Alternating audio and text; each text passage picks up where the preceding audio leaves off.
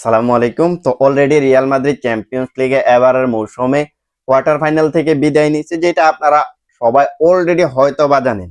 আর Real মাদ্রিদও দেখাই দিছে Real মাদ্রিদের অকাত কি।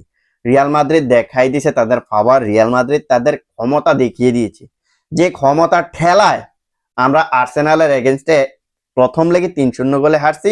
ইভেন নিজেদের ঘরের মাঠে সান্তিয়াগো বার্নাবিউতে ভোর যাত্রী নিয়ে আইসা 2-0 2-1 গোলে হারছি। 2-0 গোলে ধরে নেন ভাই। 2-0 গোলে ওই ভিনিসিয়াস জুনিয়র যে গোল দিছে এটা গোল না, মনে করেন যে এই জায়গায় উইলিয়াম সেলিবার তার গিফট করছে গোল।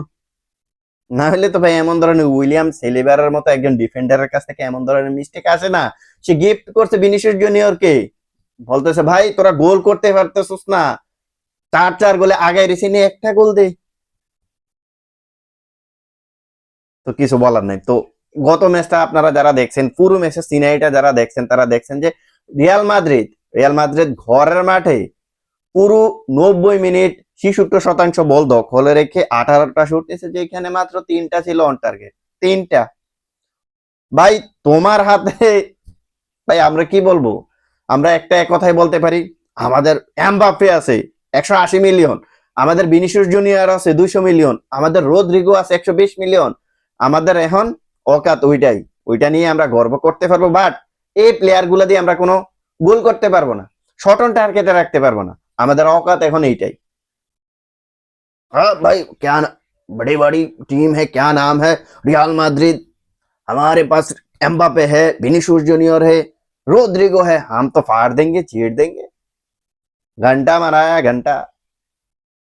পুরো ম্যাচে আপনি যদি এখন আর্সেনালের স্টেজটা দেখেন তাহলে দেখতে পারবেন যে তারা মাত্র 34% বল দখলে রেখে 11টা শুট নিছে, যেখানে 6টা ছিল অন টার্গেট। শুধু অন টার্গেটে রাইখে তারা ক্ষান্ত হয় নাই, যেভাবে মিডফিল্ডে রিয়াল মাদ্রিদে ডিস্ট্রয় করছে ভাই। রে মিডফিল্ড ডিফেন্স লাইনের কথা বাদ দিয়ে যদি এখন আপনি যদি মিডফিল্ডের কথা বলেন, দেখতে পারবেন পুরো মিডফিল্ড কোথায় ভাই। রিয়াল মাদ্রিদ যখন কাউন্টার অ্যাটাকে শিকার হয়েছে, ইভেন কি রিয়াল মাদ্রিদ যখন বিল্ড আপেও যাইতেছে, আপনি মিডফিল্ড খুঁজে পাবেন না। এক ফেদেরিকো বালভার্দেকে মিডফিল্ডে দেখলে ওই একমাত্র হোল্ডিং মিডফিল্ডার হিসেবে দেখতে পারবেন। আর চুইমেনি, চুইমেনি সালাম। হ্যাঁ আপনি বলতে পারেন যে চুইমেনি প্রত্যেক ম্যাচে কি ভালো করবে, ঠিক আছে প্রত্যেক ম্যাচে ভালো করবে না। গত ম্যাচটাতে আমরা যেখানে দেখছি যে রিয়াল মাদ্রিদ মিডফিল্ডে বক্সে, সেই জায়গাতে আবারও একই সিনারি কেন আমাদেরকে দেখতে হবে? মানে মিডফিল্ড পুরো ফাঁকা। আমি কয়েকটা স্ক্রিনশট আপনাদেরকে দেখাইতেছি, যেখান থেকে দেখেন অপোনেন্টের মিডফিল্ড এবং রিয়াল মাদ্রিদের মিডফিল্ড মানে একেবারে ফাঁকা। মানে অ্যাটাকে গেলে 8-9 জন অ্যাটাকার হয়ে যাইতেছে রিয়াল মাদ্রিদের, মাগার আমরা শুট নিতে পারতেছি না, চান্স ক্রিয়েট করতে পারতেছি না। আর ডিফেন্স করার সময় হইলে নাই, আমাদের ডিফেন্স নাই।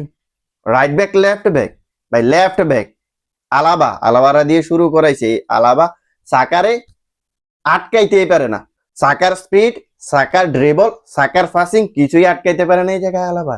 আর রাইট ব্যাক লুকাস বাস্কেস, মানে বাস্কেস তো বাস্কেটই। আপনি এই জায়গায় দেখতে পারবেন যে ভাই এই জায়গায় লেফট উইঙ্গার মার্টিনেলির আটকাতে পারে নাই, যিনি কিনা ডিফেন্স লাইন থেকে বারবার কাউন্টার অ্যাটাকে বাস্কেস থেকে বিট করতেছে। আপনি যদি পুরো ডিফেন্স লাইনটার কথা বলেন তাহলে বলবো যে এই ডিফেন্স লাইনে রাহুল এসেন্সিও একমাত্র মোটামুটি কয়েকটা এফোর্ট দেখাইছে, এছাড়া কোনো কিছু আপনি দেখাইতে পারবেন না। এই রাহুল এসেন্সিও হ্যাঁ একটা মিস্টেক করছে ম্যাচের 13 মিনিটে, যেখানে ইচ্ছাকৃতভাবে প্লেয়ারদেরকে টান দিয়ে ফেলাই দিয়েছে। ভাই এই জায়গায় তুমি যেই প্রেসারে ফেলছো রিয়াল মাদ্রিদ রে, ম্যাচের 13 মিনিটে একটা পেনাল্টি কনসিড করাইছো, তো ওই মুমেন্টে এমন ধরনের মিস্টেক আসলে একটা এই ম্যাচটাতে যেটা তোমাদেরকে মাস্ট বি উইন সিচুয়েশন জিততে হবে, এমন ধরনের একটা সিচুয়েশনে কেন এমন বড় একটা মেজর মিস্টেক করবা? অনেকে বলবে যে এটা পেনাল্টি না দিলেও পারতো। ভাই কেন পেনাল্টি দিবে না? টান দিয়ে ফালাই দিছে, কেন পেনাল্টি দিবে না? এই জায়গায় ভাই তোমার হাতে, তুমি জানো যে এখন বর্তমানে এটা হচ্ছে টেকনোলজির যুগ।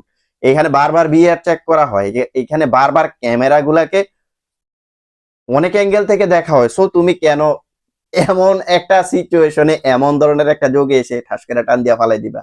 আবার টান দিয়ে ফালাই দেওয়ার পরে তর্ক করতেছো। তো তারপরেও রাহুল এসেন্সিও এই জায়গায় ডিফেন্সিভলি ওই অন্যদের চাইতে মোটামুটি একটু ভালো করছে। তো সবকিছু মিলিয়ে আমার কাছে যেটা মনে হয় এই ম্যাচটাতে রিয়াল মাদ্রিদের তো অবশ্যই জয়ের দরকার ছিল, বাট তারা পারে নাই। নিজেদের ঘরের মাঠে এসে সান্তিয়াগো বার্নাবিউতে যেভাবে বরযাত্রী নিয়ে গেছে, প্লেয়ারদেরকে যেভাবে বরযাত্রী নিয়ে সাজাই গেছে, কবুল বলাইতে পারে নাই। কবুল বলানোর আগেই আর্সেনাল আইসা ধারাম ধারাম ধারাম ধারাম করে 2 গোল দিয়া বিয়ের আসর থেকে লাথি দিয়া বাগাই দিস। তো এইটাই হচ্ছে বর্তমানে আমাদের রিয়াল মাদ্রিদের অকাত। আর একটা কথা যেটা না বললেই নয় ভাই, কার্লো আনচেলত্তি ভাই, যেখানে আর্সেনাল প্রথাগত 3টা মিডফিল্ডার নিয়ে খেলতেছে, সেই জায়গায় আসলে রিয়াল মাদ্রিদ কিভাবে মাত্র 2টা মিডফিল্ডার নিয়ে খেলতে পারবে? কিভাবে পারবে ভাই? কাউন্টার অ্যাটাকে বারবার রিয়াল মাদ্রিদের মিডফিল্ড, একমাত্র মিডফিল্ড আপনি যদি হিসাব করেন, মিডফিল্ডের কারণে আমার কাছে মনে হয় যে এই ম্যাচটা হেরে গেছে। মিডফিল্ড থেকে বল ফাইনাল থার্ডে পাঠাইতে পারে নাই। আর আরেকটা যে জিনিস দেখলাম সেটা হচ্ছে ভাই, যে পরিমাণ ক্রস করছে রাইট উইং এবং লেফট উইং থেকে, যে পরিমাণ ক্রস করছে, ওই ক্রস গুলা একটা প্লেয়ারও কাজে লাগাইতে পারেনি ভাই। কাজে লাগাবেটা কে? কাজে লাগাইবেটা কে? একজন প্রথাগত যিনি সেন্টার ফরওয়ার্ড কিলিয়ান এমবাপে, সে ওই বিনির সাথে হাফ স্পেসে খেলতেছে। ক্রস থেকে কোনো একটা প্লেয়ার হেড দিতে পারে না। হেড দেওয়ার জন্য যে প্লেয়ার গুলাকে ডি বক্সে উপস্থিত থাকতে হবে, ফক্স ইন দা বক্সের মতো এমন ধরনের কোনো প্লেয়ারই নাই। কখনো লুকাস ভাস্কেস, কখনো ওই সাইড দিয়ে ভিনিসিয়াস জুনিয়র, কখনো আবার দেখতেছি যে কিলিয়ান এমবাপ্পেও ক্রস করতেছে। মাগার এইখানে কোনো প্রথাগত সেন্টার ফরওয়ার্ড ডি বক্সে নাই যে কিনা হেড দিব। এটা হচ্ছে আমাদের টিমের অবস্থা। তুমি যখন বারবার ক্রসই খেলবা ভাই, ক্রস তো এইখানে হয়তো বা এটা একটা গেম প্ল্যান ছিল, যেটা আপনার কার্লো আনচেলত্তি বলতে পারেন যে এটা একটা গেম প্ল্যান ছিল, ক্রসিং ফুটবল খেলবে। বাট ক্রসিং ফুটবলের জন্য প্রথাগত একজন সেন্টার ফরওয়ার্ড যে থাকা দরকার, কিংবা তার সাথে যে সেকেন্ড স্ট্রাইকারের মতো একজন প্লেয়ার থাকা দরকার। এই প্লেয়ারটা কি এই ম্যাচটাতে ছিল? এমন ধরনের রুলে কি কোনো একটা প্লেয়ারকে দেখতে পেয়েছেন? না রদ্রিগো, না কিলিয়ান এমবাপে, না ভিনিসিয়াস জুনিয়র, কেউই কিন্তু সেন্টার ফরওয়ার্ডের পজিশনটা হোল্ড করতে পারে নাই। আপনি এখন ভিনিসিয়াস জুনিয়র এবং রদ্রিগোর কথা যদি বাদ দেন, তাহলে কিলিয়ান এমবাপে, সে তো একজন প্রথাগত সেন্টার ফরওয়ার্ড, সেও কিন্তু এই জায়গাটাতে প্রেজেন্ট ছিল না। তো সবকিছু মিলিয়ে এখন আমাদেরকে চ্যাম্পিয়ন্স লিগ থেকে লাথি মেরে বের করে দিছে আর্সেনাল, যেখানে নিজেদের ঘরের মাঠেও আমরা হেরেছি। অনেকে আপনারা দেখছি যে এখনই ইতিমধ্যে লেখালেখি করতেছেন ফেসবুকে, রিয়াল মাদ্রিদের 23 মিনিটে যে পেনাল্টিটা হয়েছে এটা কেন কনসিড করা হইলো, এটা তো পেনাল্টি ছিল ভাই। এটা ওই কিলিয়ান এমবাপ্পেকে যে ফালাই দিছে ওই অনুযায়ী এটা পেনাল্টি, ঠিক আছে, কিন্তু এর আগে যে বলটা ক্রিয়েট করা হয়েছে একটা লফটেড পাস, ওইটাতে আপনার এই জায়গায় সম্ভবত কে জানি অফসাইড ছিল, এই জায়গায় একজন অফসাইড ছিল, অফসাইডের কারণেই কিন্তু পেনাল্টিটা বাতিল করা হয়েছে। এর আগে ম্যাচের 13 মিনিটে যেভাবে ওই রাহুল এসেন্সিও ধাক্কা দিয়া ফালাই দিছিল, ঠিক সেম টু সেম এমন একটা সিনারি ছিল। বাট অফসাইডের কারণে এই পেনাল্টিটা মিস হয়ে গেছে, এই পেনাল্টিটা বাতিল করা হয়েছে ভিএআর এর কারণে, কিন্তু পরবর্তীতে বাতিল করা হয়েছে। আর এই পেনাল্টিটা যদি হইতো, আমার কাছে মনে হয় যে ম্যাচের পুরো মোডটাই চেঞ্জ হয়ে যেত। এখানে রিয়াল মাদ্রিদের মোটামুটি হয়তো বা কিছুটা অপরচুনিটি থাকতো।